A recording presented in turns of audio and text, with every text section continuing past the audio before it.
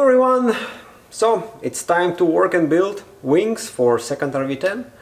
Well, I remember I was saying about that in my past videos related to the wing build that I found this part most annoying, like the wings build, and the only reason for that is because you do the same job twice. I don't think I'm gonna be doing anything different this time in terms of how I'm gonna approach that. I know some of you who's building choose the way of building one wing first, then repeating all the same job on the second wing. So basically you build the first wing completely, then you build the second wing completely. In my case, as you remember, I was building them in parallel, which actually was the annoying part because you have to repeat everything twice, and always you think about, okay, this should be left, this should be right, so you have to like keep in your head the fact that some part might be different for left and right wing, like how you will put it. But that's my approach. I plan to do the same right now. So I plan basically to do the same for my two wings. Anyway, we will see. Let's start work. So ladies, what do we do? You see those two pieces? Yeah. Okay, we need to remove the glue. Yeah, I got this one. No. What is that for? What is that yucky thing for? What's it called? What is he even talking about? Wait.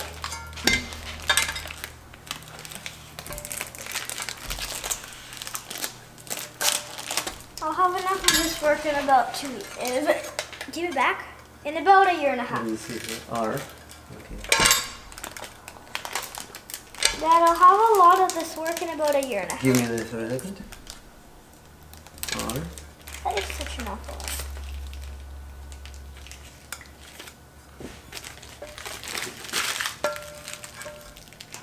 So now we're done.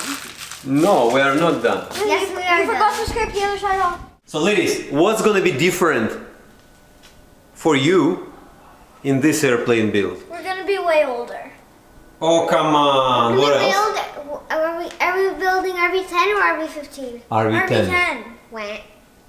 So what's gonna be different for you? We're gonna be more experienced because we already did it, so now we know what to do. And the plane is gonna be a different color. Yeah, it's gonna be maybe red, maybe. Can we make it pink or purple?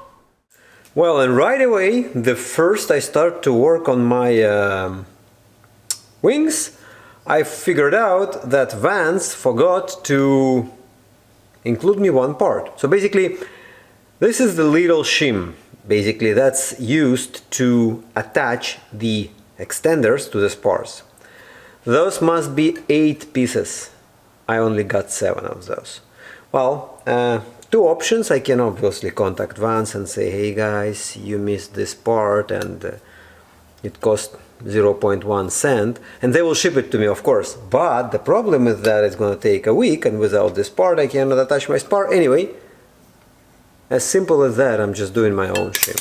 So sometimes, if some simple part is missing, and by the way, it's not even coming from Vance, it's coming from other company which does it using the laser for Vance. So this was laser cut, so I have to take a look at all my openings. That's how it is.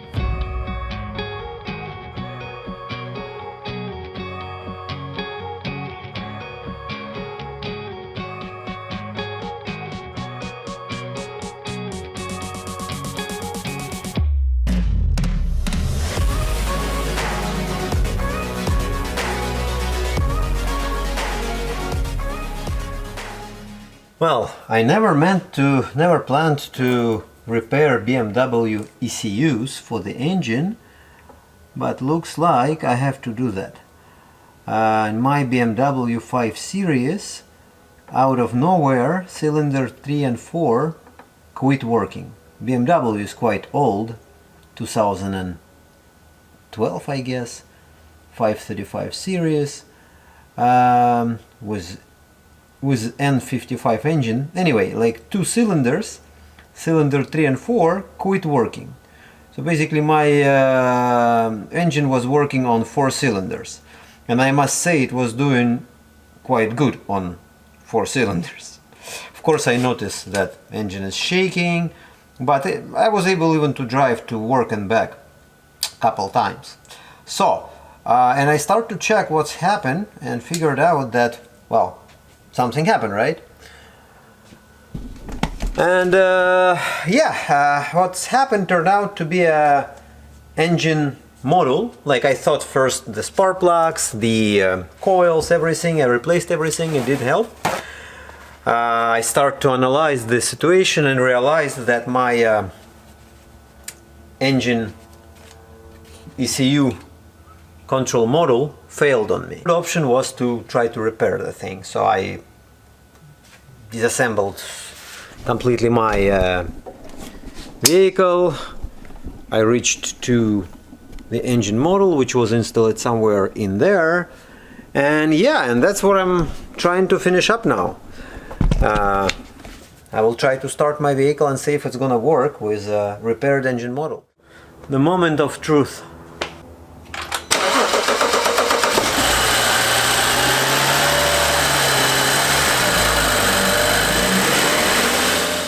Not long time ago, my company 360 Avionics and Avionics company signed an agreement. So our company 360 Avionics basically integrated all controls for the avionics products, and particularly for the Tailbeacon X, which is really great Canadian, I would say, and not only Canadian, but a transponder and ADS-B out solution.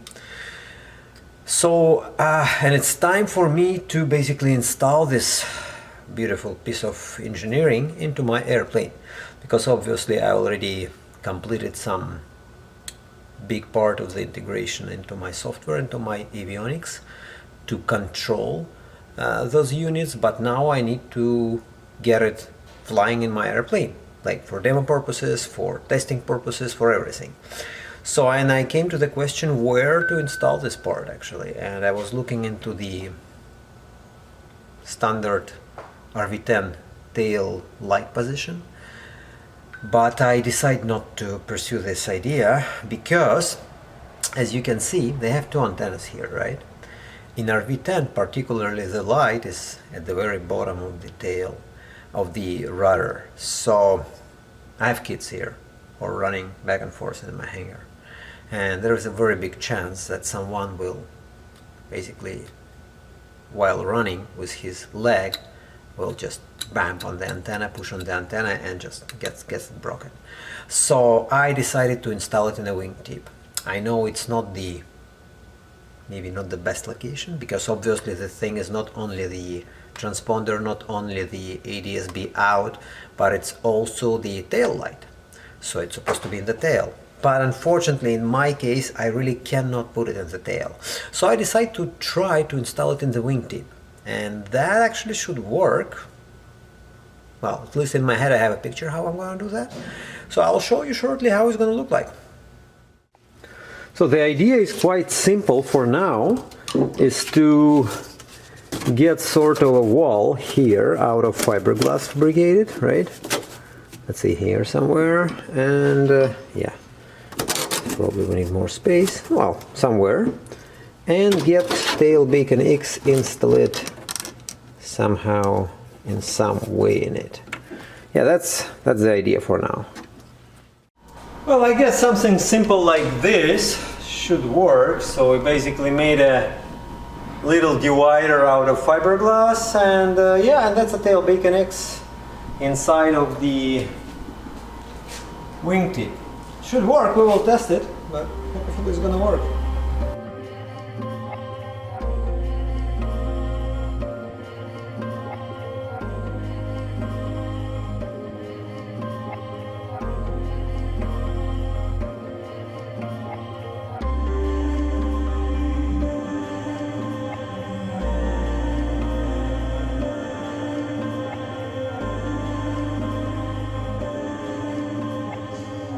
Alright, so for my RV10 second project, I'm still struggling with the wings. Well, not struggling actually, I'm working on those. Everything is ready for riveting here, as you can see. So my wings soon will become partially wings. And also, I want to show you what I got here. Right, I got an engine. That's my IO540 from Comanche. That's it. Yeah, I know it's not new, it's actually core, which will be rebuilt. So I will make a different separate videos about that. And it's a core engine which is waiting its hour. It's now pickled and sitting here. It was removed from Comanche, from very good engine with 3 new cylinders. So let's hope it's gonna work. I already welded this thing, so this thing is ready to accept the engine for rebuild. So now let's go in. Well, Oshkosh is coming, right? And I realized that this year Oshkosh is coming, and I realized that this year actually we're vendors at Oshkosh. So we're basically going to be representing at 360 Avionics. And by looking at all that possibility to rent something, to leave something, tent or whatever, and actually my kids wants to go with me, right? And of course my wife. So we decided to buy this little van. Well, not little, to be honest. Yeah, it's actually 177 base Mercedes Sprinter, and just to convert it into the camper RV. Yeah, so well, that's of course going now in parallel with the build of my second RV10 airplane, and yeah, the job is in progress. My kids are helping me here a lot on this project, and yeah, that's a little bit slows me down on my RV10 build. But I realize that this thing will bring us to Oshkosh, hopefully, if not break down in the middle of the road, and let us live there for like 10 days, whatever, 2 weeks, and return us back. And in parallel, of course, I'm working on my RV10 project. Well, this was of course not new. It was not new. The 177 Sprinter. It was used as the courier. Those are actually new seats from Mercedes for this Sprinter. I'm now working on installing the rails back to original factory spot. Have here small windows, everywhere kill mat to damper the sound, side windows, and of course my kids who are actually driving us somewhere, right? Yeah, we are. Cool, yeah, so that's what we have right now. Alright, so after a couple of hours, well, I would say a whole day, we got this seat in finally, and we did it properly. So we actually did a nut plates, huge steel, 1/4-inch steel nut plates on the bottom. Everything is per factory, and now we have a seat mounted.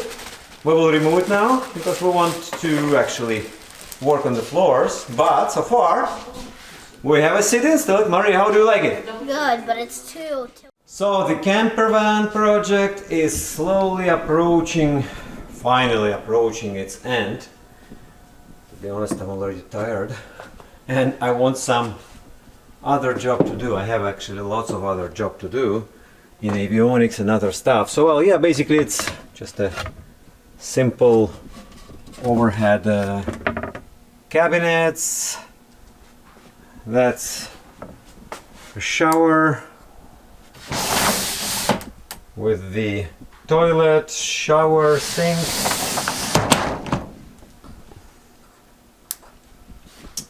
Fridge, yeah, kitchen is not yet done, water supply is not yet done, but here we also have some cabinets, some ceiling left to do. Yeah, that's basically slowly approaching its end. Hopefully it's gonna be done soon. Alright, so our van is kinda ready, not ready, I don't know what to say, but it's getting ready. Slowly but surely, so at least we have a fridge, we have a stove, we have a water here. Yeah, wow, we have a water. We have a drinking water here. We have a something else here. Well, and we have a Maria. Yeah, so I guess for Oshkosh it should be good. Good enough to sleep here. How do you feel, Maria? Good. Good? Yeah, it's quite There's a bathroom. Yeah, there is a bathroom here, there's a shower here, Yeah, something is not yet ready, like we have something not done, but you know what? In general, overall progress, not that bad. So that's our tiny house for Oshkosh. Oh, finally, Hangar is Hangar again. Finally, my airplane is back. What new to expect in avionics? For this year, I got a couple times this question. So, no, first of all, it's going to be an autopilot, which I'm constantly working on releasing it. Currently, autopilot works, but still needs some adjustments. As you know, winters in the location where I live, where I work, are kind of tough from November to like April, and there's not so many hours to fly normally for testing. Also, I always need to find a co-pilot to fly with me, because when I'm flying alone and doing a test, it's quite a big load on myself, because I have to watch around, watch for airplanes, control airplane, and at the same time test values. So that's all combined requires a little bit of time. The second important thing is a trim model. Trim model, it's going to be the smart trim model, which is going to be released quite soon. That will allow you to connect your flaps, your trims for rudder, for elevator, for ailerons, trims, and control them from your stick. It will do that, depends on your speed. It will be fully compatible with all FSSI I manufacture and offer, so that's going to be a good addition to have, like the trim model. So basically autopilot, trim model, and the third thing is the solid state circuit breakers model. Well, that one planned to replace completely all circuit breakers in the panel. Eventually, at the beginning, likely it will replace all non-essential circuit breakers, non-critical ones, but with time it will be replacement for all circuit breakers. Fully controllable from EFIS with all the information. Also, it's going to work independently, but will be controllable from the EFIS. And the trim model, the autopilot is already installed in the airplane and flying, working. The trim model is currently under bench tests, as well as the solid state circuit breakers model is currently under the bench test, but soon it will make its way to the airplane. And hopefully I will be able to present those two devices at Oshkosh in July. So that's basically what to expect this year mainly. Also, I plan to start work on the 8 inches EFIS. So after a couple of encounters when customer was unable to install the ALM 1000 into panel of the small airplane, like smaller instrument panel, I figured that I need a version which will be in between the small one and large one. So that's also important addition. Well, that's how it is. Well, so the van project is done now and almost done. Nothing is ever completely done, same as my airplane, but almost done, almost completed. And yeah, my hangar again looks as a hangar, not as a garage. So now I have back my airplane. And yeah, I'm continuing to work on my wings for my second RV10 and also getting ready for Oshkosh. For those who don't know yet, this year we're vendors at Oshkosh. 360 Avionics are vendors at Oshkosh. And I'm going to be there at booth, I think 1082 or something, in Aircraft Spruce Hangar. So you're welcome if you're around, welcome to pass by and say hi. And so I have lots of stuff to prepare actually for Oshkosh. That's why I'm a little bit busy and have not much time left for wings nor for videos. Lots of work, lots of preparation work, and it's already May. Anyway, in the next video I will likely show you a little bit more about wing build process, as well as about a little bit more of Oshkosh preparation, probably avionics and all that stuff. And yeah, again, you will be able to see all that avionics, touch it and play with it on the stands if you visit Oshkosh this year. And say hi, pass by, say hi to me, to my wife and to my kids. Alright, I see you in the next video, and I'll try to fit a little bit of the everything in the next video, like everything from everything from all projects I do, by a little bit. Bye.